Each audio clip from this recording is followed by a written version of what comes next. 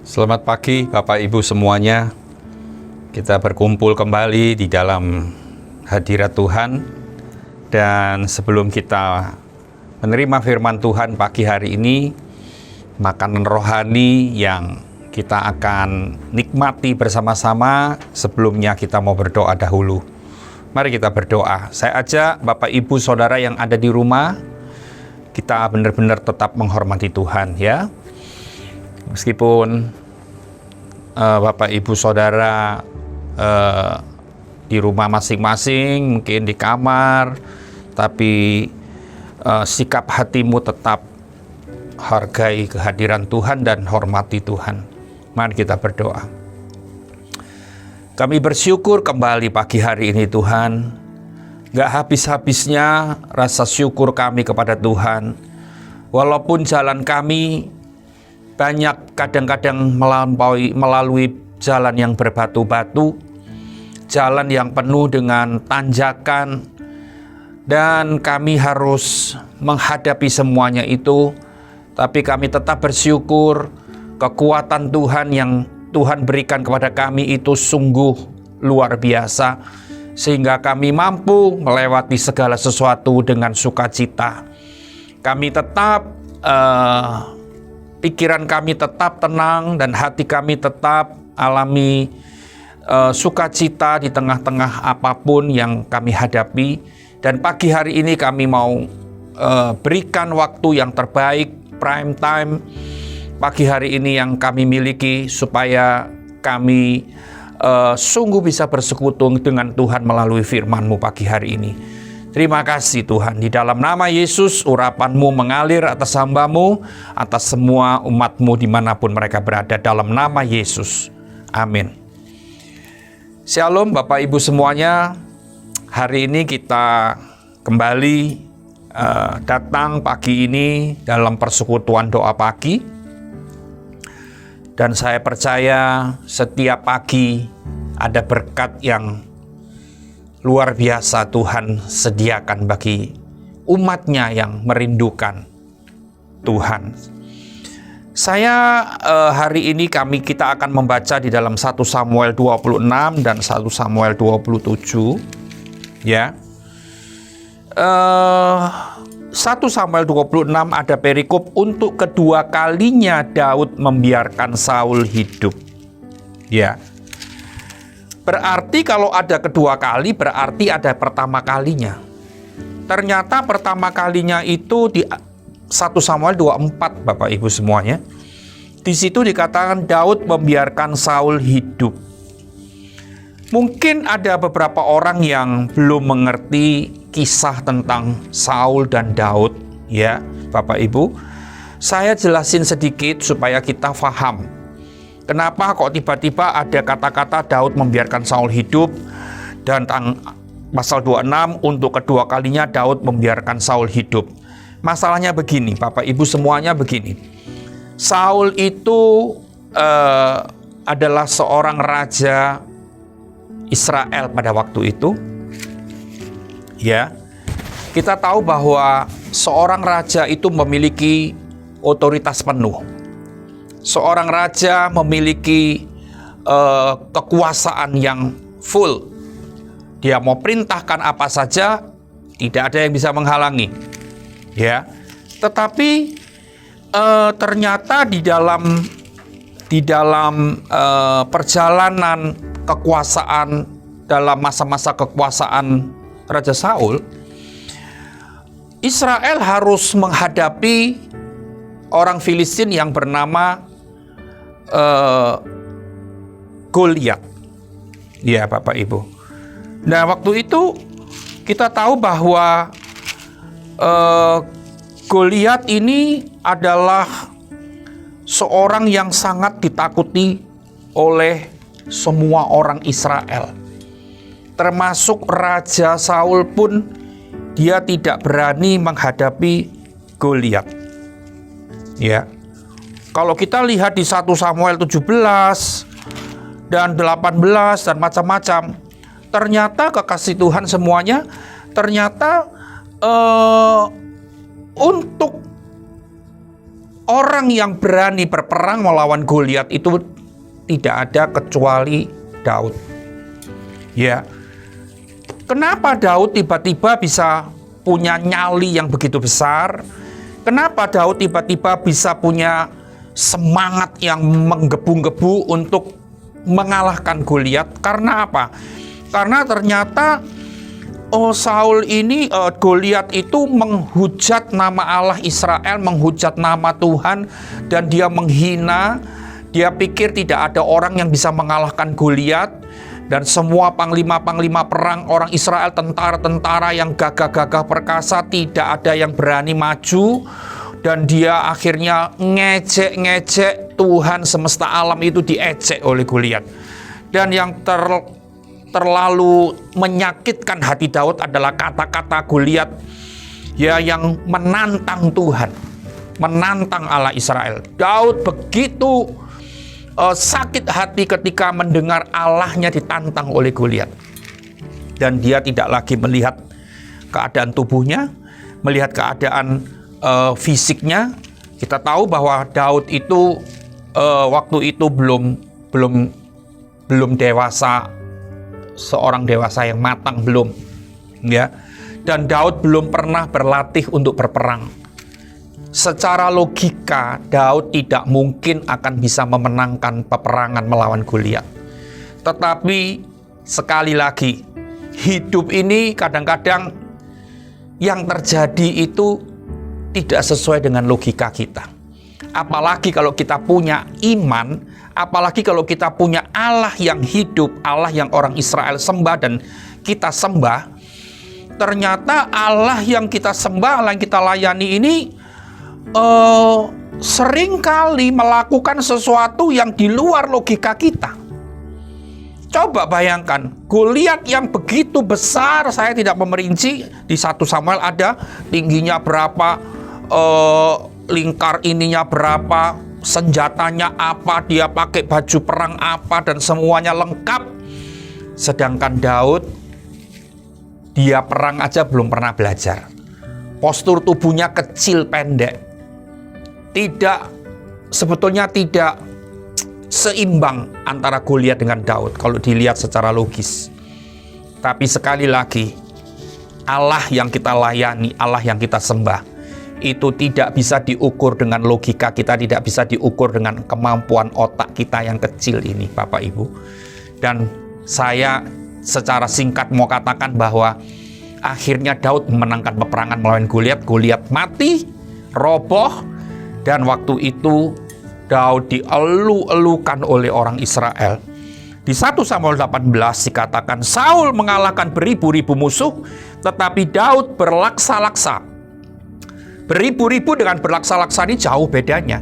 Jadi artinya semua orang Israel memuji Daud lebih dari Saul. Saul dihina oleh orang-orang Israel. Saul hanya mengalahkan beribu-ribu, tapi Daud mengalahkan berlaksa-laksa. Kata-kata itu, saudara semuanya, itu bukan cuma satu kali. Ya, bukan cuma di 1 Samuel 18 ayat yang ke-7. Tetapi saya mendapati lagi di 1 Samuel 21 ayat yang ke-11. Dan mungkin ada di ayat-ayat yang lain. Sama kata-kata mereka. Pegawai-pegawai Akis berkata kepada tuannya, bukankah ini Daud raja negeri itu? Bukankah tentang dia orang-orang menyanyi berbalas-balasan sambil menari-nari? Demikian Saul mengalahkan beribu-ribu musuh, tetapi Daud berlaksa-laksa. Ya, jadi kata-kata Saul mengalahkan beribu-ribu, Daud mengalahkan berlaksa-laksa itu benar-benar didengar oleh Saul dan terekam di dalam memorinya. Dan kata-kata itu, kalimat itu benar-benar memberikan sesuatu yang memalukan diri Saul. Dengan kata-kata seperti itu, Saul merasa terhina. Akibatnya apa? Saul memusuhi Daud. Ya, di dunia kan sering kali gitu toh. Kalau kita kalah, kalah pamornya dan sebagainya, wah kita iri, dengki dan sebagainya. Itu di mana-mana dari dulu. Saul marah dan berencana untuk membunuh Daud, Bapak Ibu semuanya. Ya, berencana. Tapi Daud ini sangat saya kagum nih begini. Dia ini masih muda, ya. Biasa kalau orang muda itu kan direndahkan, dilecehkan oleh orang-orang pada umumnya. Kamu anak muda tahu apa? Anak muda memanglah anak muda ini nggak terlalu sopan sama orang tua. Ya, anak muda ini semaunya sendiri. Kan kadang-kadang kita dengar orang-orang melecehkan anak-anak muda seperti itu. Memang keadaannya memang seperti itu. Banyak anak muda yang kurang tahu etika. Ya, kalau ngomong sama orang tua tuh harus bagaimana, ya kurang sopan, kan gitu. Ya, tapi saya merasa bahwa kehidupan Daud, walaupun dia masih muda, dia memiliki etika yang benar. Ya, dia memiliki kemampuan yang luar biasa, yang tak terbatas. Ya, sampai pun saudara semuanya, bukan cuma dia punya kemampuan yang tak terbatas sampai dia bisa mengalahkan Goliat. Sampai pun ketika dia merasa dikejar-kejar Saul, dia terancam jiwanya, nyawanya terancam. Seharusnya dia, walah, wong mengalahkan Goliat aja bisa, kok mengalahkan Saul nggak bisa. Iya kan? Kita kan pasti berpikir seperti itu. Pasti Daud juga nggak akan terlalu takut lah menghadapi Saul. Karena Goliat aja dia nggak takut kok. Goliat itu membahayakan lebih dari Saul, ya kan? Tapi ternyata Daud ini punya etika yang luar biasa, Bapak Ibu Saudara. Sampai pun firman Tuhan berkata, ayat berkata, sebetulnya dia punya kesempatan untuk membunuh Saul. Ketika Saul lagi tidur dengan pulas, di sebelah kepalanya ada tombak, dia langsung tancapkan tombak itu di tubuh Saul, langsung mati. Selesai. Nggak ada urusan apa-apa lagi. Tapi itu pun dia nggak mau. Saya mendapatkan sebuah kesimpulan gini, betapa Daud ini anak muda, tapi dia punya etika, dia punya sopan santun, dia punya pengertian yang benar, pengertian yang dalam, dia punya hati. Ya, kenapa saya bilang etika? Karena begini, etika itu kan kadang-kadang etika itu memang berhubungan dengan rasa hormat kita kepada seseorang toh. Jadi artinya gini, kalau seorang anak misalnya punya etika, seorang punya etika, dia akan segan kepada orang yang di atasnya dia, gitu kan, lebih berkedudukan atau lebih senior atau lebih apa, dia pasti segan. Ngomongnya pun nggak akan sama. Kalau ngomong sama teman sebaya kan, woi gitu kan. Tapi kalau ngomong sama orang lebih tua kan, maaf Pak, permisi, kan gitu kan. Itu kan orang dengan etika yang baik. Nah, saya mengambil kesimpulan gini, Daud ini punya kesempatan untuk membunuh Saul. Kesempatan itu sangat terbuka. Tetapi dia tidak mau lakukan karena dia merasa begini. Di ayat 11. Ya. Di ayat 9 dulu. 1 Samuel 26 ayat 9. Tetapi kata Daud kepada Abisai, jangan musnahkan dia. Dia itu siapa? Saul. Sebab siapakah yang dapat menjamah orang yang diurapi Tuhan dan bebas dari hukuman? Jadi artinya Daud ini ngerti gitu loh Bapak Ibu Saudara. Ngerti kalau Saul itu adalah orang yang diurapi Tuhan dan dia harus hormat. Saul ini orang punya kedudukan sebagai raja, dan raja yang dipilih oleh Allah sendiri. Raja ini diperlengkapi oleh roh Tuhan dan diurapi. Dia tidak berani main-main, Bapak Ibu Saudara, dengan hamba Tuhan seperti ini. Walaupun secara logika kembali kita lihat bahwa Saul sudah bukan menjadi seorang raja yang dalam posisi yang benar. Kenapa? Karena dia sudah berencana membunuh Daud. Daud tidak pernah bersalah apa-apa dengan Saul. Cuman karena banyak orang Israel memuji-muji Daud, memuja-muja Daud, dan Saul seolah-olah direndahkan. Cuman itu karena iri, karena dengki. Bayangkan, kalau kita jadi seorang hamba Tuhan, kita pelayan Tuhan, kita melayani Tuhan, tapi hati kita penuh dengan iri hati, penuh dengan dengki, penuh dengan dendam, penuh dengan rencana busuk. Bayangkan, Tuhan berkenan nggak? Saya yakin Tuhan tidak berkenan. Sebab itu saya selalu menjaga hati saya. Orang mau nyakiti hati saya, orang mau melakukan yang negatif kepada saya selalu menjaga hati. Karena saya tahu dari Amsal 4 bahwa hati ini harus dijaga. Tidak bisa diumbar. Ya kan? Saya sebagai hamba Tuhan tidak bisa mengumbar keinginan hati saya. Kalau hati saya mau dengki, saya dengki. Hati saya mau dendam, saya dendam. Hati saya mau benci, saya benci. Tidak bisa. Jadi kita tahu bahwa Saul pada waktu itu posisinya sudah jatuh. Walaupun dia belum turun tahta, tapi di hadapan Allah dia sudah jatuh. Tapi gitu pun Daud masih sangat menghormati Saul. Dia bilang begini. Dia bilang gini, siapakah yang dapat menjamah orang yang diurapi Tuhan? Padahal posisinya dia sudah jatuh loh. Tapi Daud tetap merasakan bahwa raja ini adalah pilihan Allah. Ini seorang hamba Tuhan yang diurapi. Dan diulangi lagi di ayat 11, 1 Samuel 26. Di sana dikatakan gini, kiranya Tuhan menjauhkan daripadaku untuk menjamah orang yang diurapi Tuhan. Ya. Ambillah sekarang tombak yang ada di sebelah kepalanya dan kendi itu dan marilah kita pergi. Jadi artinya tombak yang di sebelah kepala Saul itu dia tidak mau gunakan untuk membunuh Saul. Dia bilang gini, bawa pergi aja. Ambil, kita bawa pergi aja. Ya, Bapak Ibu semuanya, saya sekali lagi sangat kagum dengan kehidupan Daud. Anak ini masih muda, tapi dia punya etika, punya pengertian yang dalam kesopanan, dalam etika sopan santunnya.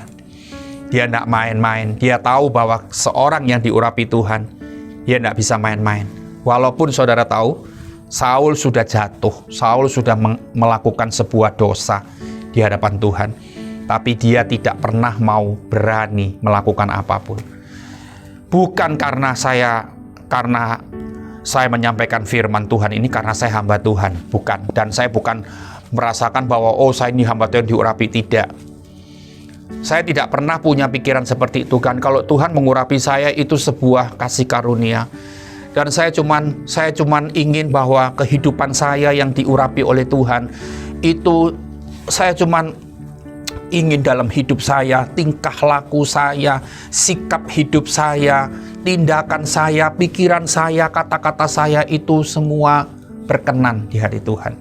Walaupun kadang-kadang dalam kondisi terhina, dalam kondisi terdesak, dalam kondisi terlupakan dan tersisihkan, saya tetap ingin jaga hati baik-baik. Saya tidak pusing orang mau melakukan apa kepada saya. Cuman saya sebagai hamba Tuhan ingin sampaikan, jangan berani melakukan apapun. Bapak, Ibu, Saudara, kalau kita lihat di sosmed, ya, di sosmed ada satu akun, saya tidak sebutkan akun apa itu, tapi saudara pasti tahu, ada kata-kata ini seringkali dicontoh oleh akun yang suka mencela hamba Tuhan, ya. Kan hamba Tuhan ini mengajar firman, dan akun ini seringkali mengejek, mengolok-ngolok, ya. Dan seringkali saya ingat sekali bahwa kata-kata ini itu seringkali dikutip oleh mereka. Ini loh, ada hamba Tuhan ini, dia pakai inisial, ngomong, jangan menjamah orang yang diurapi Tuhan dan ini. Mereka ngomong, komen-komennya berpuluh-puluh komen, ratusan orang nih yang komen di situ. Wah, tambah nak karu-karuan. Bapak Ibu semuanya, saya ingin sampaikan gini. Keadaan dunia kita memang semakin modern, ya, semakin modern. Sosmed kita semakin maju, ya. Ada apa seluruh dunia langsung tahu. Ada apa seluruh dunia langsung tahu melalui berita-berita yang ada di sosial media itu. Tapi ingat, jangan pernah kita terpancing dengan kata-kata, kalau itu memang kalimat dari firman Tuhan, jangan pernah ikut-ikut mengejek hamba Tuhan atau membicarakan yang negatif. Saya pun sebagai hamba Tuhan, saya tidak berani membicarakan hamba Tuhan yang lain. Itu komitmen saya dengan istri saya. Bahkan saya kadang-kadang keceplosan, itu loh ada ini, sudah. Istri saya langsung mengingatkan saya, sudah, kita tidak usah bicarakan, kita tidak usah ceritakan. Jadi saya tidak pernah ngomong negatif tentang siapapun dalam hidup saya. Walaupun saya tahu ada seorang hamba Tuhan yang begini, begitu. Itu bukan urusan saya. Yang penting saya tetap hormat kepada dia. Saya tetap punya etika kepada dia. Dan kalaupun ada hamba Tuhan yang menyakiti saya, ada hamba Tuhan yang menikam saya dari belakang, itu pun saya tidak pernah punya keberanian untuk membalas. Tapi saya tetap menghargai. Karena saya ambil dari ayat-ayat ini. Sekali lagi saya sangat kagum dengan kehidupan Daud. Dia masih muda, tapi punya pengertian yang sangat dalam. Bagaimana dia harus hidup, bagaimana dia harus bersikap kepada seorang hamba Tuhan, kepada seorang otoritasnya, kepada seorang yang diurapi Tuhan. Kita tidak bisa main-main. Ya, karena firman Tuhan tadi bilang, tadi ayat yang ke-9 dari 26 1 Samuel, siapa yang menjamah orang yang diurapi Tuhan dan bebas dari hukuman? Nah, ini dia, saudara. Kadang-kadang hukuman ini kita yang tidak ingat. Kita lupa bahwa ketika kita melakukan ini itu kepada hamba Tuhan yang diurapi Tuhan, ada hukuman yang kita harus terima. Dan saya ngalami. Saya lihat dengan mata kepala saya sendiri. Beberapa orang yang sudah melakukan sesuatu yang tidak senonoh dengan saya. Ternyata saya lihat dengan mata kepala sendiri. Mati muda, mati mengenaskan, cacat seumur hidup, bangkrut, dan ini dan itu. Hancur, berantakan. Tapi saya sebagai hamba Tuhan, seorang manusia yang hanya mengandalkan Tuhan dalam hidup saya tidak bisa beria-ria dengan kejadian itu. Tapi saya lihat gini, firman Tuhan ini tidak main-main. Firman Tuhan ini sungguh terjadi. Kalau kita mau bermain-main, kita akan mendapatkan hukuman. Sebab itu Bapak Ibu semuanya, biar nasihat firman Tuhan hari ini. Bapak Ibu semuanya saya ingatkan begini. Bapak Ibu punya seorang hamba Tuhan di gereja ini, Tante Erna, yang sangat diurapi Tuhan. Jangan sampai ada seorang dari antara kita yang melakukan sesuatu yang tidak sopan, berkata-kata, walaupun tidak di hadapan dia, di belakang dia, atau menggosipkan hal-hal apapun yang negatif, atau melakukan ini dan itu yang tidak sesuai dengan firman Tuhan. Jangan terlalu berani. Mari kita contoh Daud, masih muda, tapi dia punya etika yang luar biasa. Dia takut hukuman. Apakah kita berani mendapatkan hukuman dari Tuhan kalau kita melawan firman Tuhan?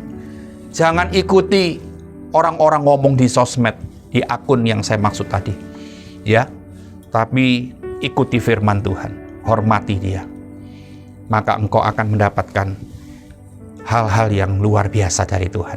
Mari kita berdoa. Bapa di surga, kami sudah menerima nasihat firman-Mu. Di usia berapapun hari ini kami, mungkin ada anak-anak muda, remaja, atau siapapun yang sedang mendengar, sudah mendengar firman ini. Dan buat firman ini menjadi nasihat yang sungguh kepada kami semuanya Tuhan. Supaya kami punya etika dalam kehidupan ini yang sungguh diacungi jempol oleh Tuhan sendiri. Terima kasih Bapa, terima kasih biar sikap hati kami, sikap hidup kami, tingkah laku kami, kata-kata kami, pikiran kami sesuai dengan apa yang Kau inginkan, terutama terhadap hamba-hamba Tuhan yang diurapi oleh Tuhan. Kami tidak bermain-main. Kami tahu Engkau yang memilih hamba-hamba-Mu itu, dan kami sungguh taruh rasa hormat, menghargai, walaupun mereka sudah jatuh sekalipun, tapi kami tidak berani melakukan apapun, membicarakan sedikit pun. Terima kasih Tuhan, kiranya berkat-Mu dicurahkan untuk semua jemaat-Mu. Tuhan menyertai, Tuhan memberkati-Mu hari ini sampai selama-lamanya dalam nama Yesus. Amin. Sampai di sini Tuhan Yesus memberkati. Selamat pagi.